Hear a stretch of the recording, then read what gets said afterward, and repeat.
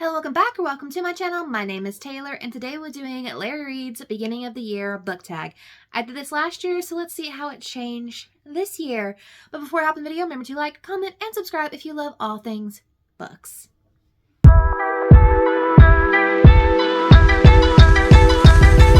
So I have all 18 questions that Larry did this year up on my screen, my computer screen right now.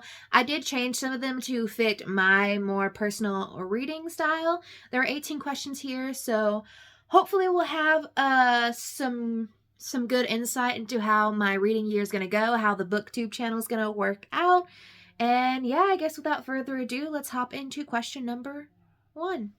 Question number 1 is, how many books do you plan on reading in 2025? Everyone on this channel can probably guess that I set my goal at 50. In my mind, if my 10-year-old self could have done it, then that's the reading goal I'm setting for myself, because I set it low with the intention that I will read more than that, and the past 2 years I've surpassed that by quite a lot. So I always set it at 50 because I would rather have a goal that is attainable than a goal that is, unreachable and make myself feel bad. But also set your goals really high if you want to, or set them really low. Shoot for the stars or just set low expectations. It's really up to you. No. Now, question number 2 is a book you're likely to reread this year. I really haven't done any rereading in my adult life. I did when I was younger, but I really haven't at all. But I did pick 2 books who are going to be coming out with either sequels this year / TV show adaptations. So first up is Legendborn by Tracy Deonn. The final book in this series is coming out this year. So I might be enticed to reread the book before reread book 1 and book 2 before book 3 comes out, but we'll see. And then lastly, I believe the final Heartstopper novel is coming out this year. I'm not sure, but I believe season 4 should be coming out in October, so graphic novel number 6 should be coming out because that marks the end of Nick and Charlie's story. I'm more likely to reread Heartstopper just for the sheer fact that they're graphic novels and they're easy to get through, whereas Legendborn, she's going to take some time to reread, and I don't like to invest my time in rereading books if I have a bunch of new books to read. But hey, to each their own. I just finally discovered that I might have comfort TV shows where I used to be like I'm not a rewatcher, but now I'm kind of a bit of a rewatcher. So maybe as I get older, I'll feel more like rereading some old nostalgic faves. Who knows? Now we have a priority read on your 2025 TBR. So I picked 2 for this one as well. First up is Saint Seducing Gold by Brittany N. Williams. This is the second book in, I don't know what the trilogy is called. Oh, the Forge and Fracture saga.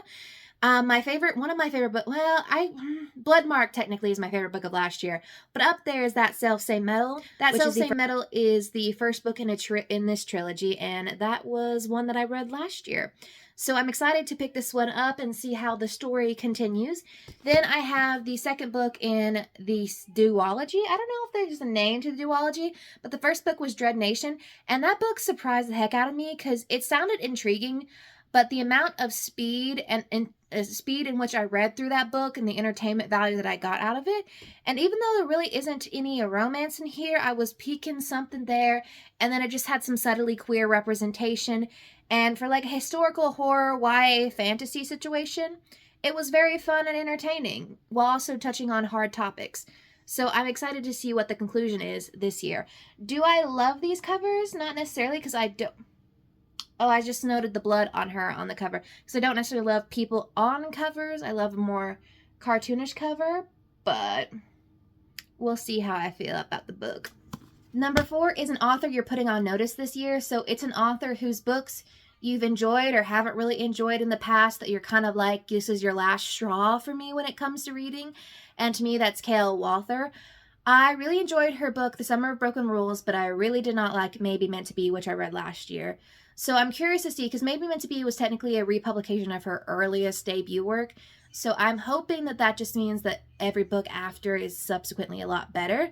So I'm curious to see what happens after Midnight. I think that's the next book, and then she has another one coming out. They're all Taylor Swift-inspired YA novels, usually focusing on some sort of romance with an overlining discussion around grief and mental health, usually. So I'm curious to see. I don't know if she'll ever be top reads, but if you're going to give me something Taylor Swift-inspired, if you can't tell, I'll be intrigued enough to probably read it. But she's an author whose books I'm putting on notice right now. Number 5 is something new you want to read, aka new genres or tropes that you're planning on trying out. I have a desire to read slightly darker, moodier books this year. If you followed my channel, you know I have a thing for very fluffy, lighthearted, just like sweet, cutesy books. And I've been kind of in the mood to delve into the darker stuff, mainly just because my friend really loves a dark, like witchy, moody read, which I'm not opposed to. And I honestly think it just depends on mood. So this year I kind of want to dive a little more into some of the dark romance, some mystery thrillers, some little horror novels, aka, you know, like with Deathless Divide, which is classified as like a YA horror situation. And then I've got some dark romance that I'm spotting from like a mile away. So if y'all want me to do like a dark romance or getting into dark romance reading vlog or guide, let me know. Number 6 is a popular book you want to read. Well, this book was all over my TikTok For You page. RIP TikTok. It should be probably banned by the time this video comes out. But The Poppy War has been popping up on all of my For You pages. It's an older book. It's R.F. Kuang's like debut series / novel. And I've been just seeing her books be highly praised the past few years. And this one in particular, I guess with the way the world has gone, has really struck a nerve with Book Talk and Booktube and all that in the past year, so I'm excited to pick it up, and I have the whole box set that I got for Christmas. Then my most anticipated release for 2025 is obviously Oathbound by Tracy Deonn. This concludes one of my favorite series of all time. I discovered it as an adult, and I'm just, the fact that it's ending is making me sad. But also, I just need to know how it wraps up. I need to know how our romances work themselves out. I have thoughts on that. And in my head, I have a theory as to what's going to happen to Bree in book 3, because I kind of clocked some of what was happening in book 2. Romance situation, I don't know how that's going to work out. I have what my want to happen, versus what I think is going to happen. But we'll see. Leave a spoiler, let's see. Let's have a little Oathbound discussion in the comments down below. Leave your thoughts, theories, and such. Just put spoiler alert or spoiler warning at the top of your comment, because I would love to have a little discussion. Maybe I'll do like a whole dedicated reading vlog to that release, because one must. Then number 8 is a bookish goal for 2025. I talked about this in my end of the year tag, but one of my number 1 goals for 2025 is to diversify my queer reads.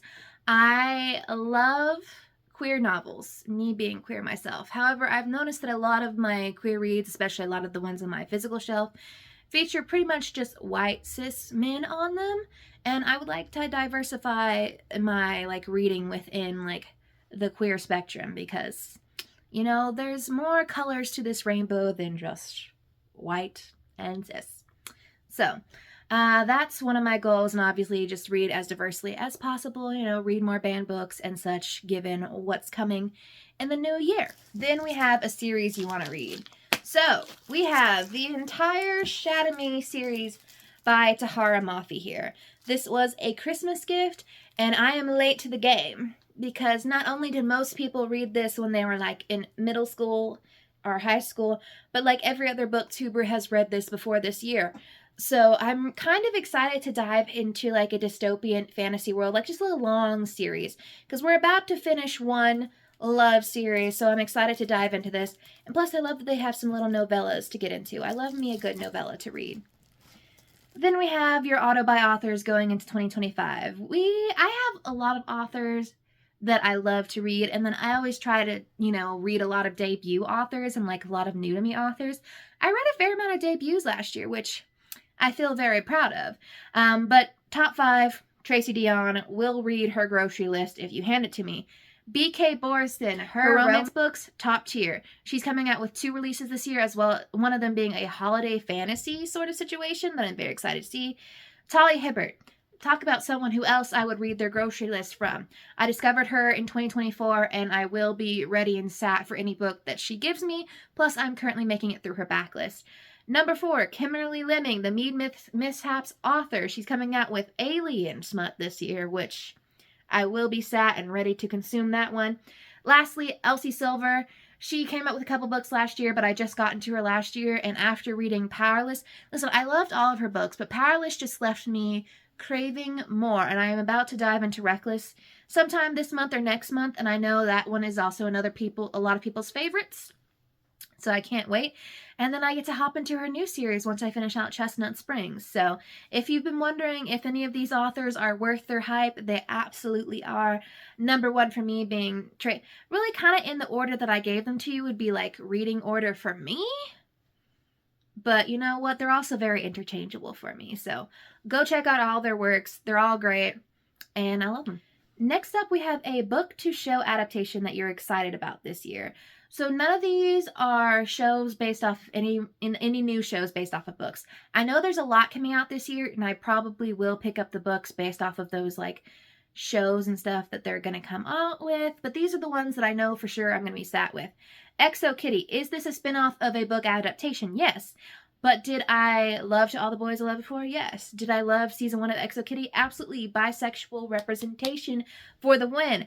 And just a little bit of like rivals to lovers situation and like strangers to friends. Listen, leave in the comments down below. Who do you want Kitty to end up with? The season should be out by the time you see this video because this is coming up on a Monday and it's coming out the Friday before. But I'm very excited for that. Speaking of Jenny Han, The Summer I Turned Pretty Season 3, let's get the conclusion already. We all kind of know how it's going to go, but you know what? I'm ready to see it. Then we have Maxton Hall Season 2. I have put off the Wattpaddy style TV adaptations, but last year I just needed some pure, just like easy watching, nothing of worth my brain power. Maxton Hall. You were dramatic, you were silly, you were fun, you were hot. So therefore, I will be watching you again. Then, a conclusion, because I'm pretty sure, at least when I looked it up, it said it's coming out in October. Heartstopper Season 4. This is another favorite series that's coming to an end this year, and I will be ready to cry. I'm not going to be ready to say goodbye, but I guess I will have to say goodbye. Oh, man. But let me know which ones you're most excited for. I know, there's some Emily Henry adaptations that are coming out this year that I'll be reading books for and stuff like that. But those are the ones that I know for sure I will be sat and ready to watch. Next up, we have a sequel you're anticipating for 2025, and that is Rewind It Back, the final book in the Windy City series. This is a series of interconnected standalones, but I always read them in order if I can, and we're finally getting Rio's book. Does it look like it's going to be a second chance with the name Rewind It Back? Yes. Is second chance one of my least favorite tropes? Absolutely. But Rio's the person I have been waiting for since book 1. I've written his story in my head multiple times over, so I'm excited to see what she gives us. I know the character's name is Hallie or Haley. I'm not sure how we're going about pronouncing the name. But did anyone else listen? See, Tash from Tash Reads, we both thought Rio was about to come out as bisexual. Like, I was reading this final book and I'm like, Rio's not. He's a little fruity, right?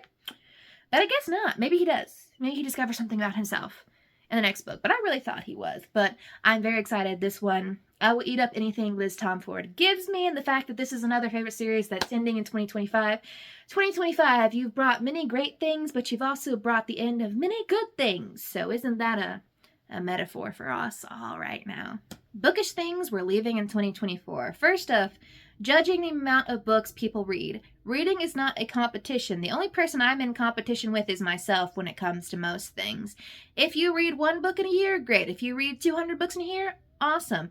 What matters is that you're going out of your way to read, consume books, you're supporting the industry, and that you're just, having fun while doing it, right?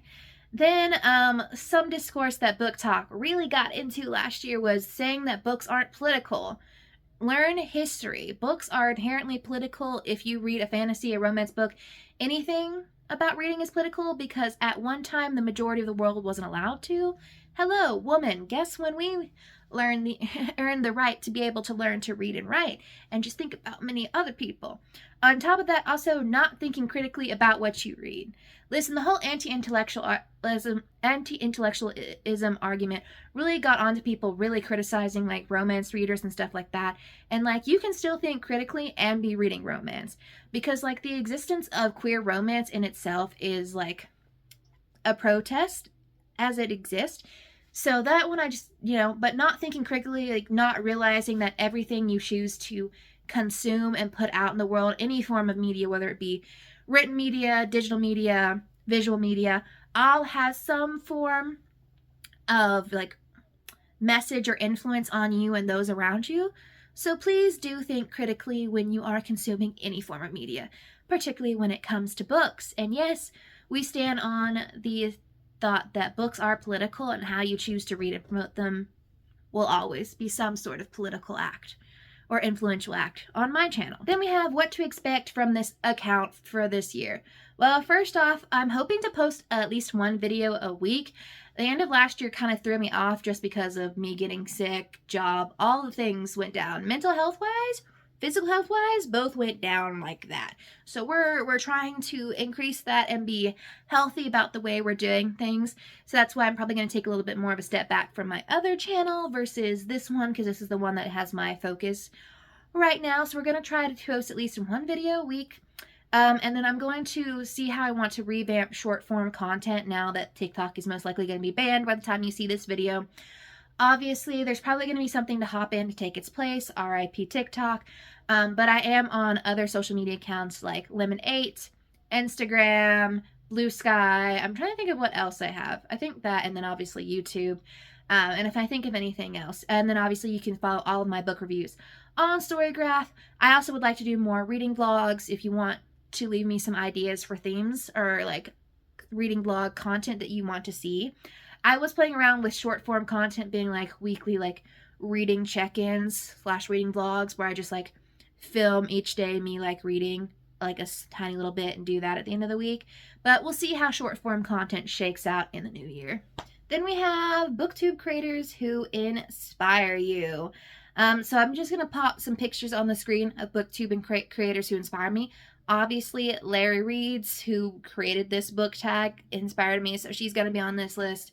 Steph, Natalie, Madison Kate, Melissa, Poppy Sabrina, Jade Kylie Lou, all of these. So I think it's a good mixture of people on here who read fantasy, who read dark romance, who read contemporary romance, who are queer, who are not.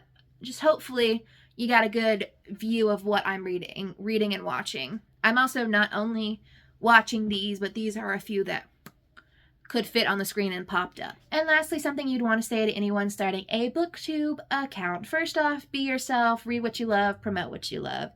Second, be conscious of what you choose to promote, because anything that you put out there reflects on you and reflects your belief system. So, obviously, be conscious, be yourself. That's pretty much all I can say to anyone. Obviously, things are going to happen and you're going to change your style and your content and your beliefs over time. But just like be upfront and true to yourself and with your followers, and everything should go okay. Should go good for you. And obviously, you won't know it until you do it. So, and that was the end of my beginning of the year book tag. Let me know how you would have answered some of these questions. What content are you excited to be watching or streaming in the new year? And I'll see y'all in the next video.